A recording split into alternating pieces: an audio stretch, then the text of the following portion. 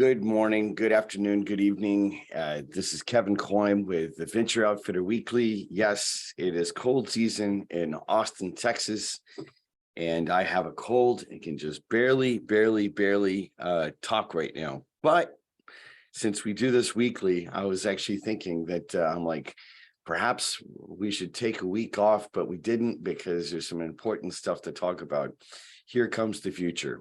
So hopefully I won't lose my voice today. I can tell you that one of the things to not do when when you have a cold is to go out with your friends, make a big fire, drink lots of wine, and have too much fun on top of a cold. But I did it, and who knows, I'm probably not better for it, but definitely good to connect with friends and family around the world here in Austin last night. But with that, welcome to the Venture Outfitter.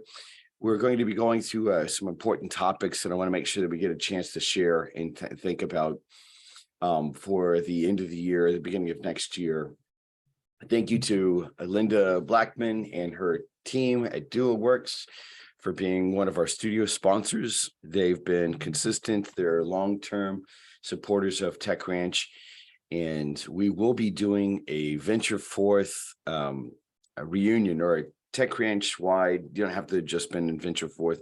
We'll be doing an alumni reunion in late January. So if you're not on our email list, make sure that you get on it so that we can actually invite you into that.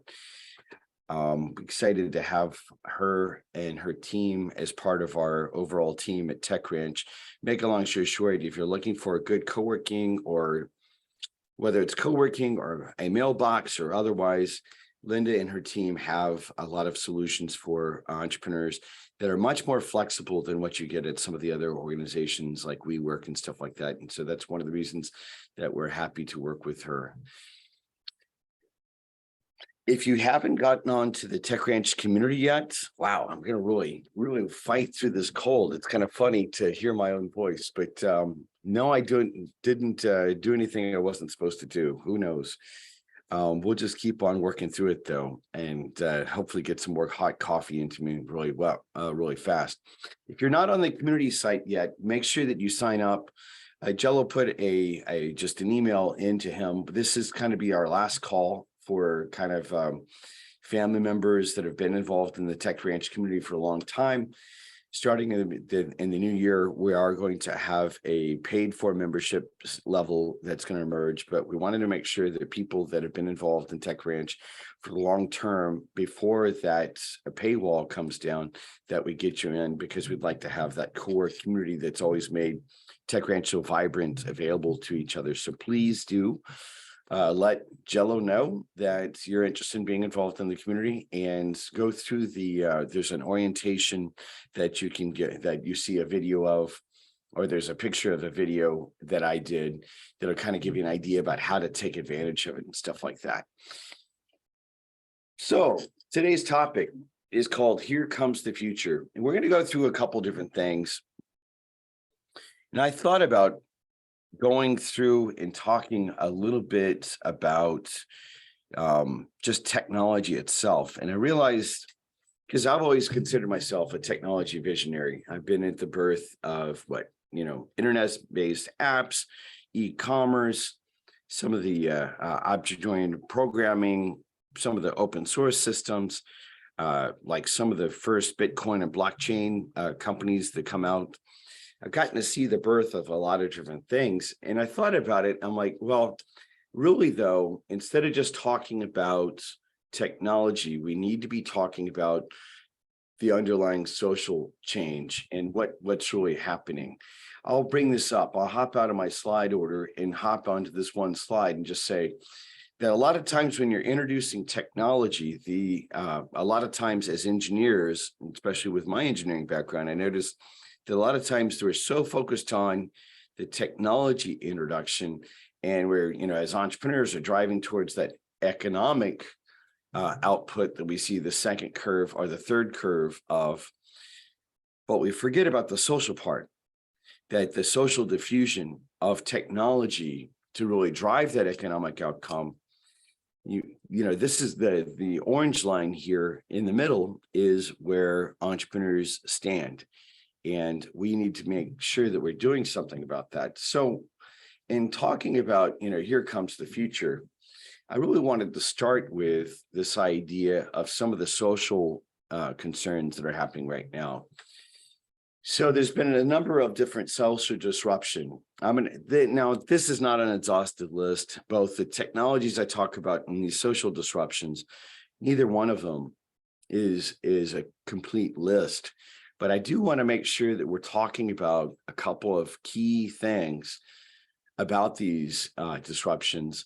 And I'm hoping that, whether it's on LinkedIn or in one of the other systems that, I know that today's crowd is going to be a little bit smaller just because of the time of the year it is. But this is one of the things we really need to talk about is how do we actually mitigate these social disruptions? Climate change, war in Europe, first war since World War II, and it's a major war, and at least one side is using nuclear saber rattling, talking about, using nuclear weapons. There's a rising suicide rate that has affected us much more than there's big mental crisis going on right now. Some of that came out of the COVID infections and deaths and the COVID economy and what's been happening. But I don't think it's just that. I don't think it's all that. And it's not just that economic uncertainty as well. The thing that I'm actually wanting to point out, and I think that this is probably going to be important for us to have as a bigger conversation among our entrepreneurs, is to say, what are the disruptions that, not only do we build businesses that make money, we actually are here to build businesses that have impact. And part of the thing that we can do is recognize these disruptions and see the opportunities that the technologies and the disruptions together are creating an opportunity for us to solve those problems. And certainly there are many more than just these 5, but I wanted to make sure I brought that up. Now, one of the biggest concerns, though, is this idea that I think, though, there's a bigger concern than any of the things that are listed here. And this is what I like to say. This is a Carl Jung quote about mass psychosis. I'll just read the quotes for the people that actually hear this audio only. Just starting right up, quote, all one's neighbors are in the grip of some uncontrolled and uncontrollable fear. In lunatic asylums, it's a well-known fact that patients are far more dangerous when suffering from fear than when moved by rage or hatred.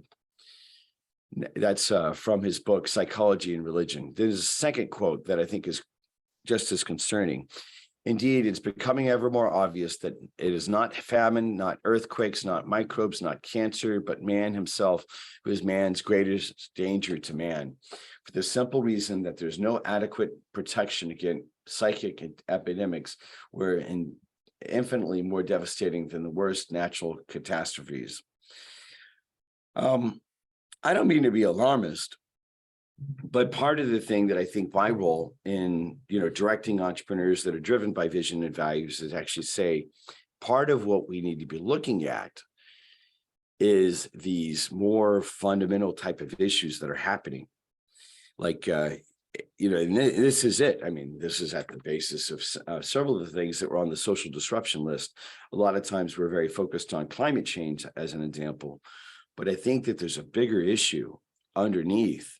Because climate change, if everyone got on the same page, could be easily solved. There's a bigger issue about what is it that's holding us back. And that's what I mean to when I talk about this idea of the mass psychosis. I think that we're seeing elements of this right now. Now, why does this matter? Why does this matter? Anytime, like it's being said that in the next 10 years, we're going to see more change than happened over the last 100 years because of the technologies that are being introduced.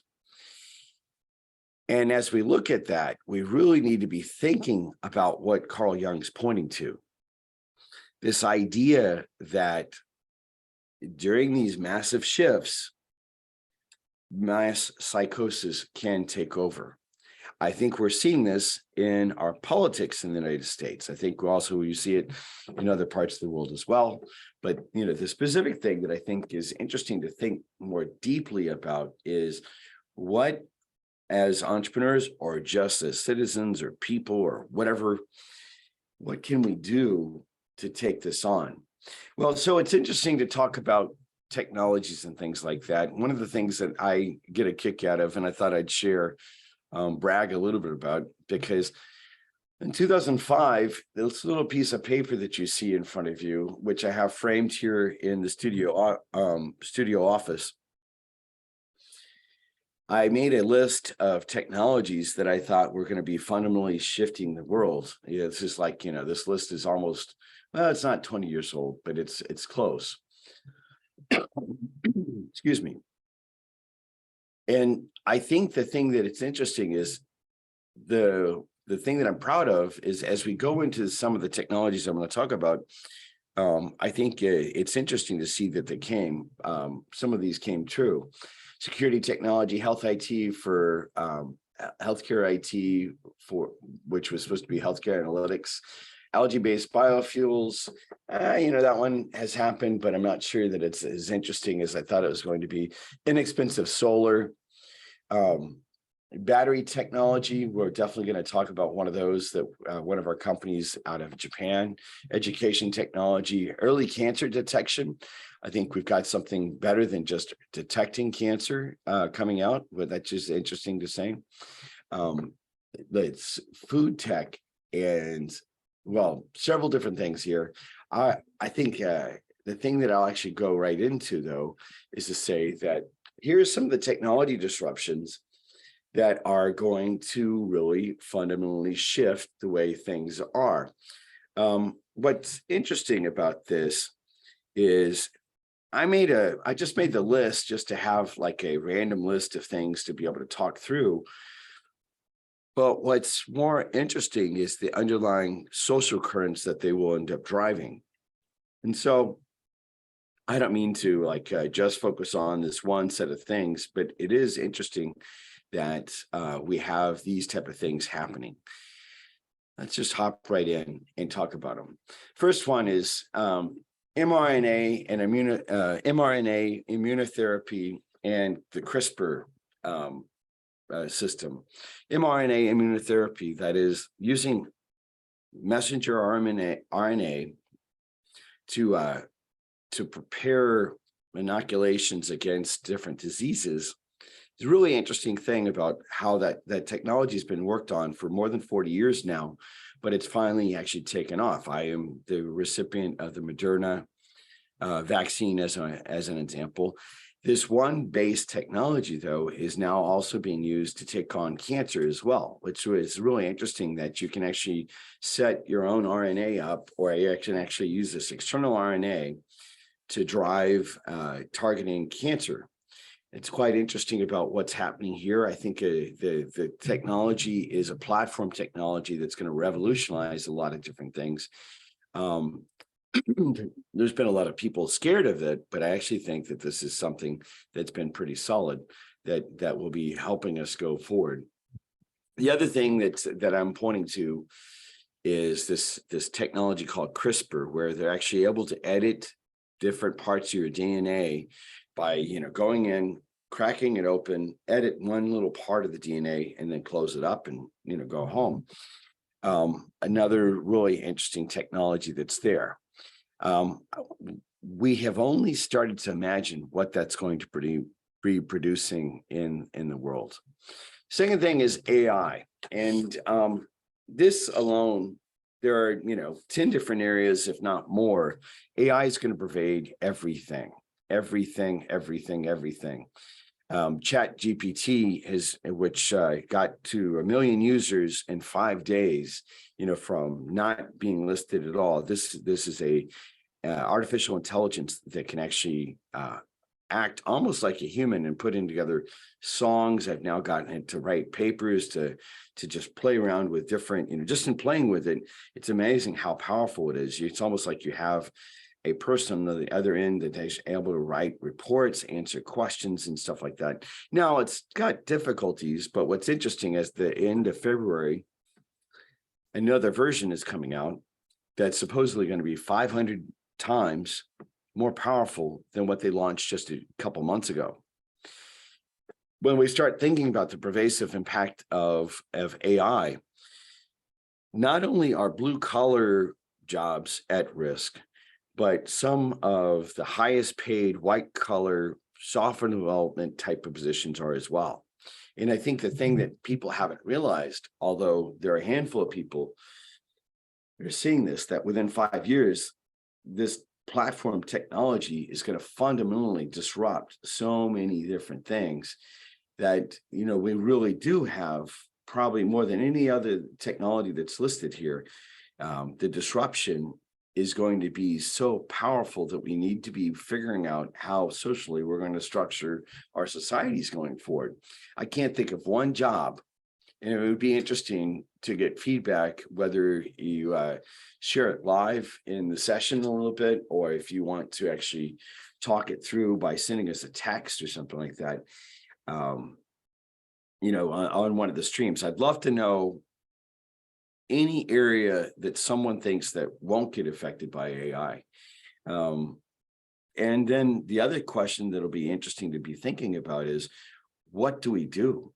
What do we do as entrepreneurs to figure out how to organize our societies so that we can respond to this, not resist it, because the technology is coming and it's already here, but how do we actually organize ourselves to make sure that we're doing things that take care of people long term? I don't think that this is going to be simple. In one of my coffee break, hold on just a second. I don't think that this is going to be a gentle one-time type of thing. It's going to, as the change happens, it's going to quicken. It's going to quicken. It's going to be driving a lot of different changes in a very short period of time. It'd be interesting to see. I'd love to hear more from different people about how you think that we should be actually responding to that, and just because of how artificial intelligence is impacting. Next thing, the announcement just came out that fusion, which has been worked on, the technology that's been worked on heavily, billions of dollars have been spent over the last 60 years, that we've had the first example of fusion energy that's now worked. That is where, you know, two atoms are fused together and it's producing more energy out than the energy that was put in. The key difference is, instead of those big tokamak type of reactors, the big rings that we always see the picture of fusion, the scientists at this one lab actually figured out how to use, I think it was like 172 lasers pointed on one point to create fusion that, you know, sent more energy out than was put in. It's going to take 15 years for this technology to become available, you know, where, you know, you can have your own little fusion reactor powering a city grid or powering like a corner of a city grid. But the technology is interesting enough that it could be packaged in a small, you know, semi-truck format and deliver energy in someone's backyard or some part of the world really quickly. This is, again, really compelling that the fusion technology is there. What does it mean, though, for the people that actually, you know, are in the oil and gas business? I mean, what does this mean? How is it going to restructure everything? The fact that it actually took off, though, that's one of the things that we actually have to say is interesting. Another thing that's been out there for a long time is solar technology. Solar technology continues to drop in cost, and it's predicted that over the next 10 years, it's going to drop again, lose another 80% of the cost of deploying solar farms. But we're now seeing this happen, you know, on individual homes all the way up to, you know, utility scale fields. And people are actually saying, hey, well, we've got this concern about it. We'll talk about the battery technology that's happening in the next few slides. But again, solar technology itself One of the things that I think is great is that instead of going through the oil routes of, actually using the sun's energy from years before and then delivering delivering that into oil-based solution, going directly is always going to be the more powerful thing to do. It's interesting, though, that the technology is getting so cheap now that you can actually replace windows in a home with technology that looks much better than this and still capture that sun. That's one of the things that's going to be interesting to see. Another thing that you guys have probably heard me talk about if you come to the program is psychedelics and how they're being used to take on really pernicious mental health crises. If you go to, a lot of people are like, Kevin, isn't that kind of taboo, because there's still, like, in a lot of parts of the world, these are not legal, but in a clinical setting, there are a lot of different pharmaceuticals that are not legal to just, go pick up. I'm not suggesting anyone do anything that on the recreational standpoint, but from the standpoint of how psychedelics are being used clinically to help people overcome pernicious PTSD. That is, soldiers that have been at war that have untreatable PTSD. 60% of the time, and one of the studies that you can see at maps.org, maps.org. If you go to maps.org, you can actually read about this, about how they're finding that with one treatment, that soldiers that have suffered terribly with PTSD are able to overcome some of those type of issues. Now, this is just one little point, and I'm not just pointing to just psychedelics in general. I really mean a couple of different things that point to the fact that there's this big shift that's happening. Maps.org has announced that they're close to getting finalizing FDA level 3 approval of these type of treatments. It's interesting to see. There's a lot of different things. One of the things we're going to do in 2023 is have one of the Navy SEALs that I met at one of the conferences, the Maps.org conference, come talk about it, where he actually was one of the first war fighters that was into Afghanistan on September 11th. And, he ended up coming back a decorated hero, but also with really deep underlying type of issues that happened. And he found treatment. I think that this is exciting because part of the thing that we actually are up against is this, if we're really serious about helping people as they go through these massive shifts, as our society is not going to stop, part of what we need to figure out is how to help them. And actually, the good thing is that there are a lot of issues, like what I'm pointing to with PTSD, that historically have gone untreated. Or not just untreated, but, treated, but not taken care of. So there's interesting technology that's coming out about that. Another thing that I think is interesting, and the reason I used a picture of the United States at night from NASA, is that we now have internet that's available around the world, via satellite. And it's high speed and it's better quality than a lot of times what some of us in Texas get on our cable modems at home. This, again, the technology itself is not disruptive, but the ability to be able to be anywhere in the world and to have a device that can connect to those satellites and connect to the internet.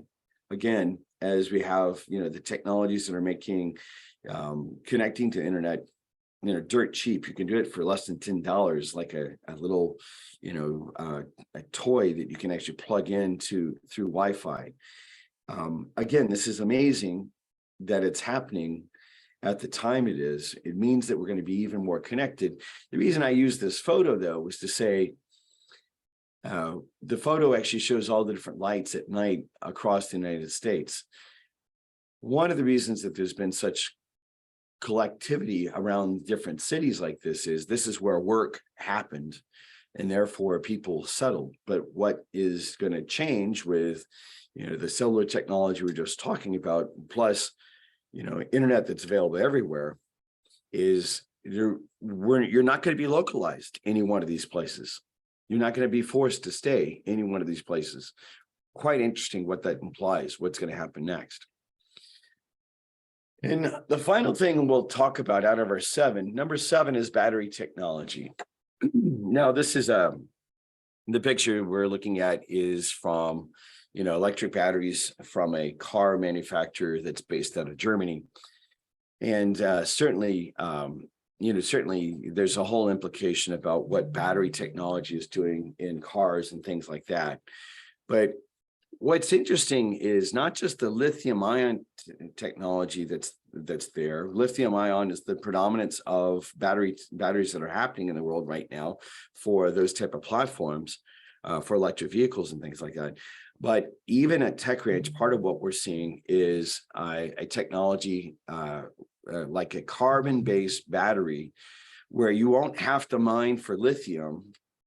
Instead, you'll use organic cotton, cotton that then gets turned into carbon, that then from that carbon, you turn it into batteries. This is actually a real live thing. Yes, it's at production. Yes, it's one of the companies that we're working with right now. One of our companies based out of Tokyo, Japan. It's called PJPI. And so a lot of people have been, when I was talking about battery technology a while back, I had a lot of people say, hey, you're not going to be able to do that because there's so much lithium in the world and it's hard to mine and you have to go get it from China and China might not like that. Well, this other technology, about being able to build batteries that are more durable than lithium, that don't catch on fire like lithium ion batteries, pretty powerful about that. And we've already seen that technology there. In fact, we're going to be helping that company. We're continuing to help that company to get more connected around the world. And again, so everything that you thought about, that's blocking electric vehicle adoption and changing the way things are, it's about to shift again, because the battery technology, this one technology I'm talking about out of Japan that we're working with, is not the only vector that's happening as well. So even if you don't believe this one technology, there's lots of other technologies that are happening in batteries. The main thing about it is, what are we going to do about these different technologies and things like that? And obviously I left a bunch off. There's many more technologies that we could be looking at. And the question, again, that we started with a while ago was, how do we support positive change, not just on the technology vector, that to drive some kind of economic outcome? We've got too many entrepreneurs in the world that just focus on those.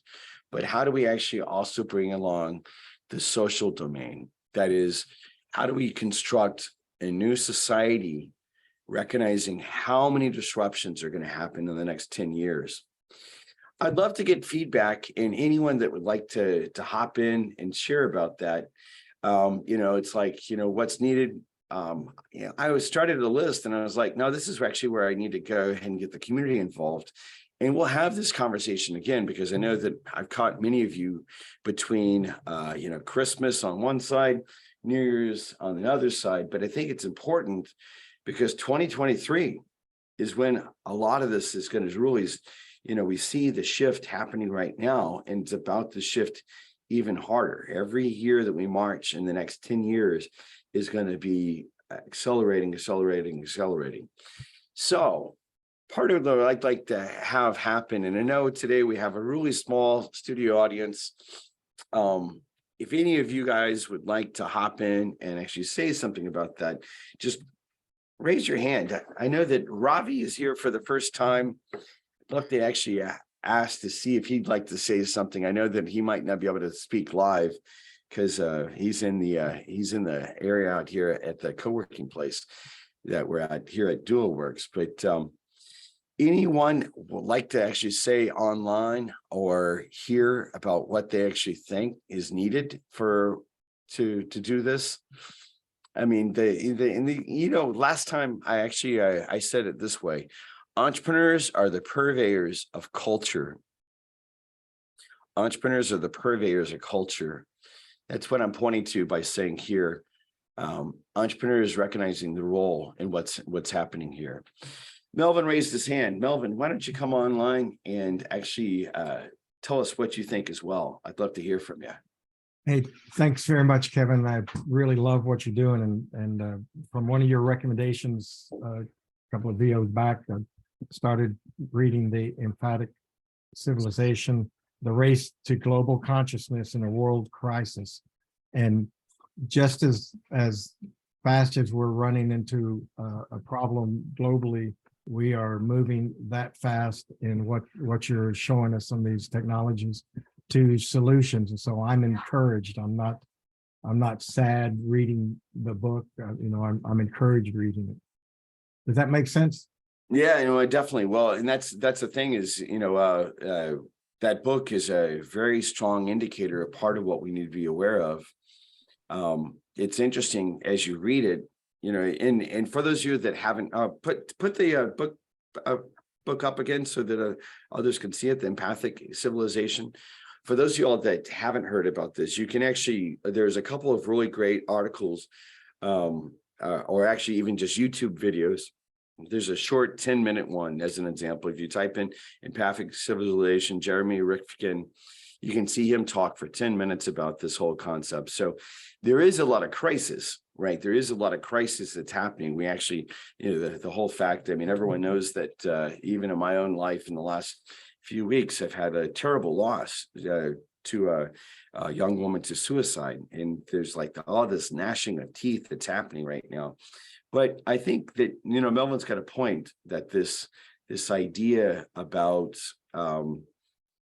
as we're having these crises, Jeremy Rifkin actually says this is where us being empathic and responding, from empathy is important. Melvin, give us an idea. What's something you've read in there that you'd like to share? And I really appreciate you straightening out my mispronunciation.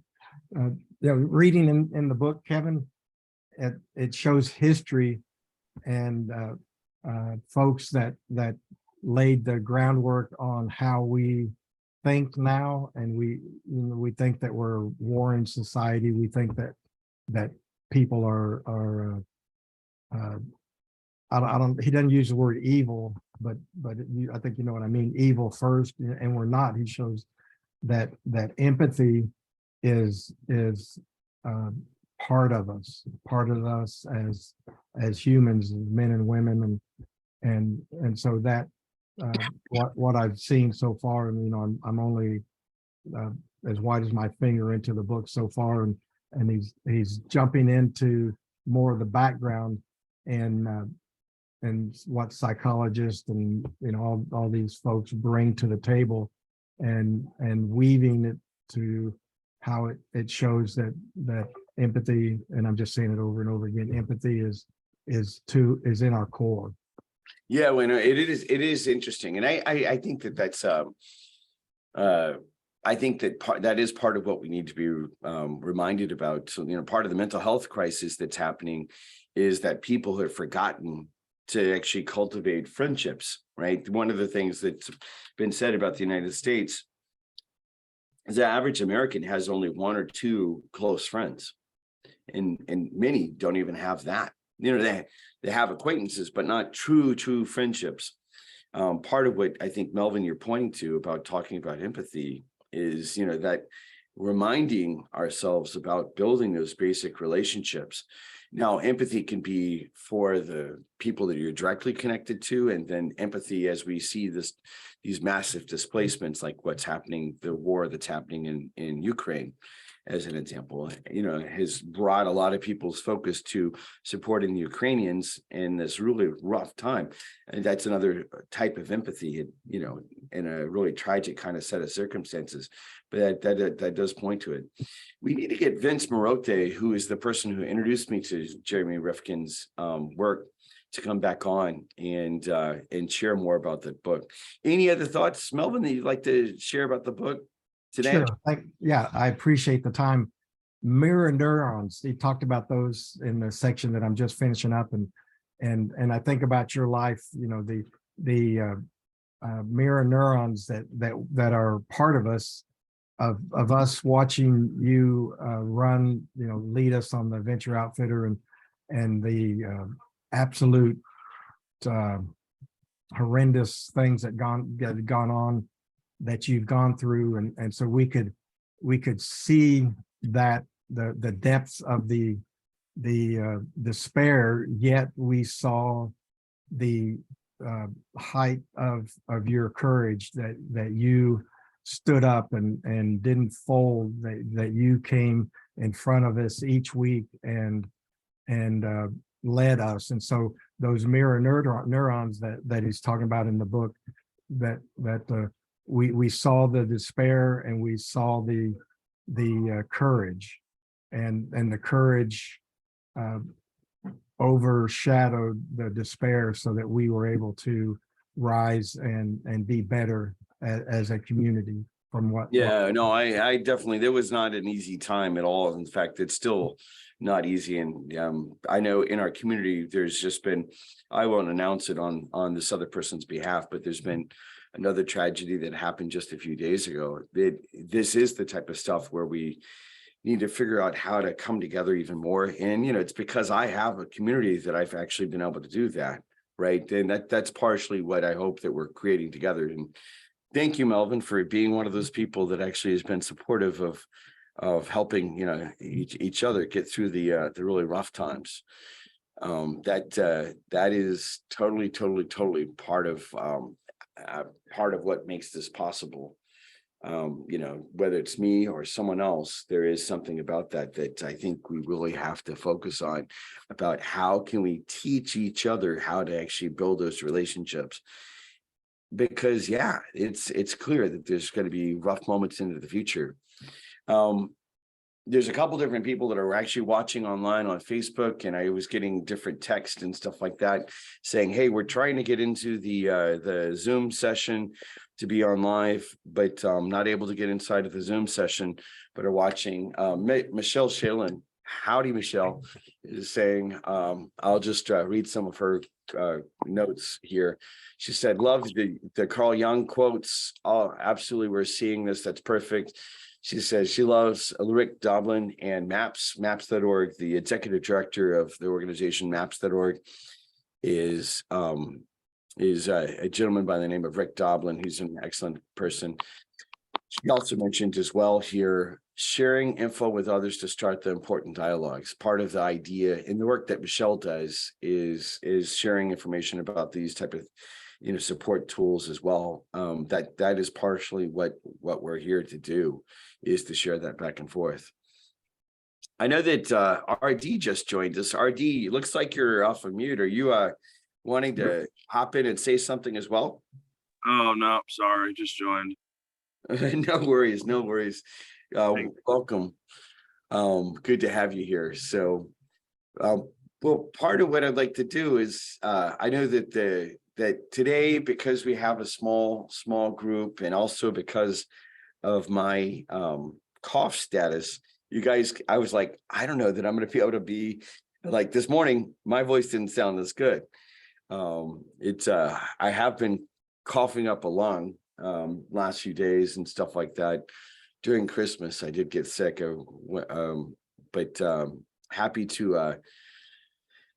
to be able to talk a little bit. But we might not go for the full time of a normal VO Weekly, just because most of you are like staying at home right now. As I'm going to go back home, get under a blanket, warm up a little bit, have some hot beverage and stuff like that, and take care of myself. But I want to make sure I say thank you to Melvin for hopping in. Thank you for the reminder about the Jeremy Rifkin work, and also the reminder about community in action in the support, like you're mentioning about the rough stuff that I went through, that then you and other people around me have been able to support through the whole process. So any final words, Melvin, before we wrap things up, since you're our that you'd like to just say to the community before we close things up? I'm excited, what we have going here, and I say we, it's I'm humbled to be included, and 2023, it's going to be the greatest time of our life because we're going to be alive, making things happen. So thanks, Kevin. Yeah, when it's going to be a rocket ride. We don't know what it really looks like. There's no way to predict it. The one thing to know is there's technology vectors and social crisis that are happening, and they're both driving lots of different disruptions. Finding, connecting with each other, creating empathy like you're talking about, going deeper in and understanding that's where we need to go. So, well, with that, and since it does sound like my voice is just about to go away, what we'll do is I'm going to wrap up earlier than normal today. But we want to go ahead and just remind everybody, if you want to be on our email list, we'll also have, and at some point in the future, we're going to have like a connect into the community process that's there as well. Go to techranch.com/connect.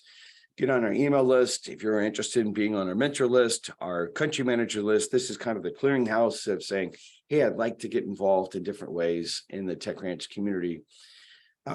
Please let us know. And the easiest way of doing that, you can always feel like you can always hop in and let me know or let Jello know directly. But the truth is that our best way to onboard people is through this part of the site. Oh, let's see, right before we leave, John Rotgrove just said, we've been seeing this for 70 or so years in the information sector at an accelerating rate. Now it's extending to the energy and transportation sectors. Yeah, what John is saying is that this disruption, he just said that on Facebook. Thanks for joining us, John. Information technology started accelerating. Now it's affecting energy, transportation. It's going to be affecting psychology. It's going to be affecting everything. So we'll talk more about that. Get connected here. And as we finish up, before I go cough up along a little bit more, let me just say it's always an honor to be here, to be a part of a group of entrepreneurs that are driven by vision and values. Let's go change the world for the better together. Thank you all, and we'll call it close for today. Take care.